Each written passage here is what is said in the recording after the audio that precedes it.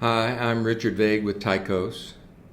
In a world where central banks are still obsessed by the specter of inflation, China has now reported deflation for 8 months in a row, posting a negative 2.1% change in prices for October. China won't necessarily continue to report deflation, but it is reasonable to think it won't be reporting much in the way of consistently high inflation anytime soon. The reason is that China has been rushing to produce as much as it can for years now. In this case, it's an oversupply of pork, all while, in an amazing development, its population growth stalls and begins to decline. That's generally a recipe for soft or declining prices. How does this fit into the global inflation picture? The economies of the US, China, Japan, Europe, and India collectively constitute 68% of the world's GDP. So if we understand the trends in those countries, we essentially have the global picture. And here it is. The 5-year trend in monthly inflation in those is shown here. In China, it has ranged from 0.4% to negative 2.1% in the last year. In the US, from 8.2% to 3.2%. In Japan, flat from 3.0% to 3.01%. In Europe as a whole, from 10.6% to 2.9%. In the UK, from 11.1% to 4.6%. And finally, in India, from 6.8% to 4.9%. A few notes. First, just because inflation is now lower does not mean prices are low, much less lower. It simply means they are no longer rising as fast. In fact, households generally continue to perceive prices as high.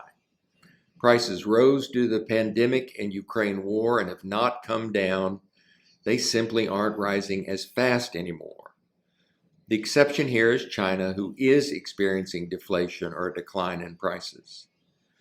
Secondly, and notably, China's deflation has come even with a resurgence in its debt growth, both government debt growth and private sector equivalent debt growth, plus an increase in its money supply, all intended to boost its economy.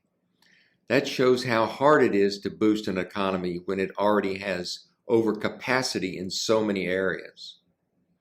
Thirdly, a lot of what households see as high prices comes down to high interest rates and high energy prices. In fact, since high interest rates make things cost more, the Fed is actually exacerbating inflation with its high interest rate posture. Think of a supermarket who has to pay higher interest on their inventory debt, which means they are highly likely to charge the customers more to cover that cost. Likewise, when an apartment building owner has to pay more interest on their loan, they likely have to increase rent to their tenants. And when a mortgage holder has to pay higher interest on their loan, their costs are higher. These will at least partially offset any benefit of curbed demand that the Fed intends. High energy costs have been a large component of high inflation, and those higher costs have come partly as a result of the Ukraine war and will be hard to fully stabilize until that war is somehow resolved. Which brings me to my last comment, which is that the biggest wild card for inflation now is not the Federal Reserve or interest rates, but the potential impact of energy prices of war, which now includes the Israel-Hamas war.